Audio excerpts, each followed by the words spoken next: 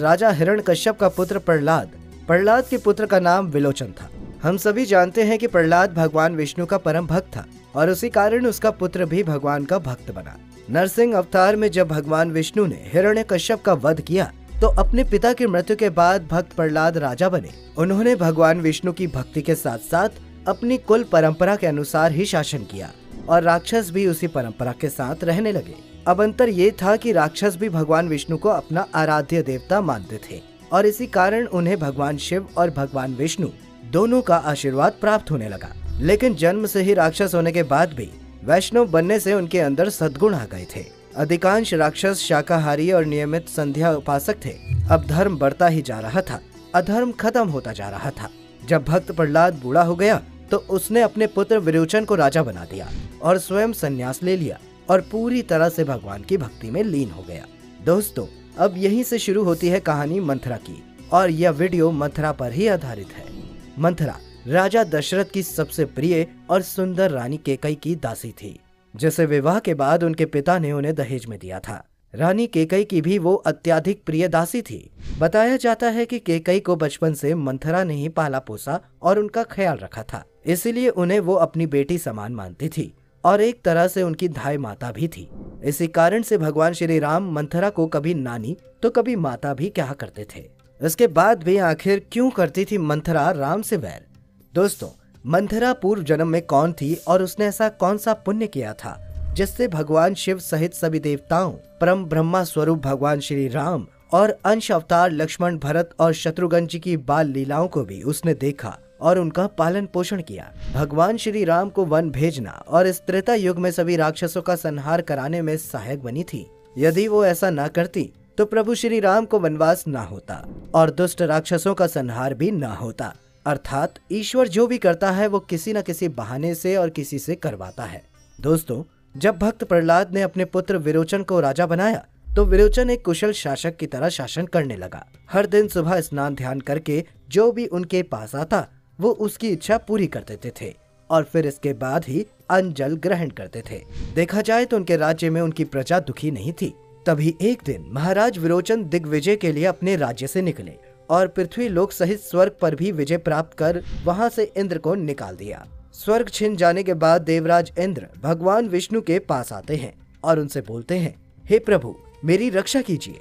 तब भगवान विष्णु ने इंद्र से कहा कि हे देवराज, एक धर्मपरायण राजा जिसने आज तक कोई पाप ना किया हो, तो आप ही बताइए देवराज, मैं उस धर्मात्मा राजा को कैसे मार सकता हूँ। लेकिन इसके बाद भगवान विष्णु ने उन्हें एक उपाय भी बताया और कहा, हे देवराज इंद्र, राजा विरोचन प्रातः काल दान करते हैं और उनके द्वार से कोई भी याचक खाली हाथ नहीं जाता। यदि आप उनसे दान में स्वर्ग मांगेंगे तो वह हंसते हुए आपको स्वर्ग भी दे देंगे। अगले दिन सुबह देवराज इंद्र एक ब्राह्मण का भेष बनाकर विरोचन के पास जाते हैं और वहां जाकर इंद्र के मन में कपट की भावना आ जाती है। उन्होंने सोचा कि दान में मिला स्वर्ग होने के कारण मुझे कोई नहीं पूछेगा, मेरी पूजा भी कौन करेगा।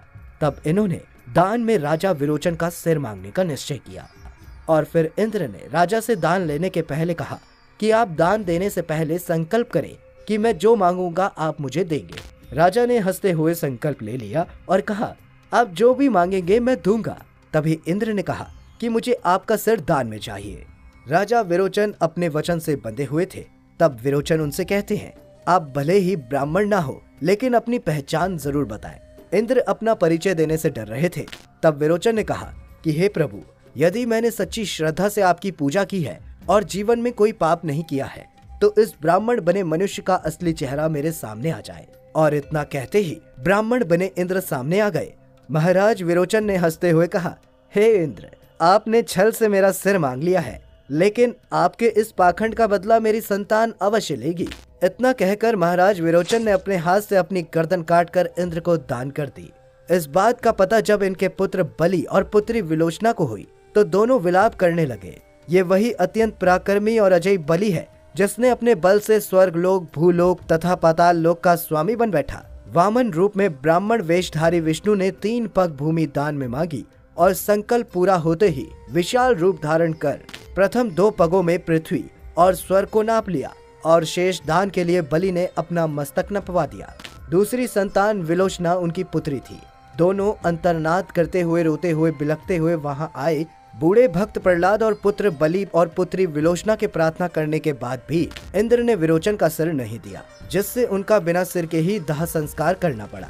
इसके बाद बलि और विलोचना ने स्वर्ग पर आक्रमण कर दिया और नागपाश से वर्षा कर दी और सभी देवताओं को बंदी बना लिया। बलि ने पिता का सिर लेकर युद्ध रोक दिया, लेकिन विलोचना ने सभी देवताओं को जीवित न छोड़ने की जिद पर अड़ गई। सर्पों के विष से भी सभी देवता त्राही त्राही कर रहे थे। तभी अदिति ने हाथ जोड़कर भगवान विष्णु की आराधना की और भगवान विष्णु वहां प्रकट हो गए और विलोचना से देवताओं को छोड़ने का आग्रह किया। विलोचना ने अपने बल के घमंड में भगवान विष्णु का निरादर कर दिया और भगवान विष्णु को अपशब्द कहने तथा श्राप देने लगी। गरुड़ को नागपाश को समाप्त करने का आदेश दिया। अब एक साथ वहां हजारों की संख्या में गरुड़ प्रकट हुए और एक एक करके उन्होंने सभी सांपों को खाना शुरू कर दिया और देवताओं की जान बच गई। तभी विलोचना ने तलवार से गरुड़ पर आक्रमण भी कर दिया।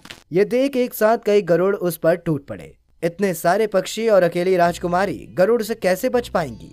गरुड़ सेना की चोंच के प्रहार से विलोचना का शरीर छित्र भित्र हो गया। उसकी आंखें और दांत टेढ़े मेढ़े हो गए और वह भयानक सी हो गई और कई गरुड़ उसकी पीठ को नोचने लगे, जिससे उसकी पीठ में भयानक घाव हो गया जो फूल कर गठरी बन गया। इस कारण उसकी कमर झुक गई और उसका चेहरा भयानक हो गया। इसके बाद देवताओं और दानवों का युद्ध समाप्त हो चुका था। देवताओं का स्वर्ग पर नियंत्रण था और राक्षस पृथ्वी और पाताल दोनों के स्वामी बन गए थे। राजकुमार बलि राजा बन चुके थे, लेकिन इधर राजकुमारी विलोचना की भयानक शक्ल हो जाने के कारण लोग उनका मजाक उड़ाते थे। इस दुख से परेशान होकर राजकुमारी सुबह शाम दोपहर और रात नियमित रूप से केवल भगवान विष्णु को अपशब्द कहती थी और जब उसकी मृत्यु हुई तो मरते समय भी वो अपने कुबड़ और कुरूप चेहरे को याद कर रही थी। दोस्तों, इसका स्पष्ट वर्णन हमारे धर्म ग्रंथों, पुराणों, उपनिषदों और वेदों में भी किया गया है और इस बात का प्रमाण भी है कि मनुष्य की मृत्यु के समय उसकी याद में जो भी होता है और जब उसे नया जन्म मिलता है तो वो वैसा ही बन जाता है। और यही कारण है कि राजकुमारी की स्मृति उसके कुबड़ शरीर और कुरूप चेहरे में थी। इस कारण उसका पुनर्जन्म उसी तरह ही हुआ। भगवान श्री कृष्ण ने गीता में कहा है कि मृत्यु के समय जिस व्यक्ति की स्मृति जिस स्थान पर रहती है, यदि वो भगवान को याद करता है तो उसे मोक्ष की प्राप्ति होती है, और यदि उसके बच्चों में स्मृति है तो उसे मनुष्य का शरीर ना मिलकर कुत्ते, बिल्ली और जानवरों का शरीर मिलता है। दोस्तों, मैं आपको बता दूं कि पिछले जन्म में विलोचना ने वैर भाव से भगवान को याद किया था, तभी भगवान ने उन्हें अपने बाल और वे सभी सुख दिए जो हजारों वर्षों की तपस्या के बाद भी प्राप्त नहीं होते। पिछले जन्म में उसने भगवान विष्णु से शत्रुता रखकर अपने प्राण त्याग दिए थे और इस जन्म में भी मंथरा की श्री राम से शत्रुता का कारण बना।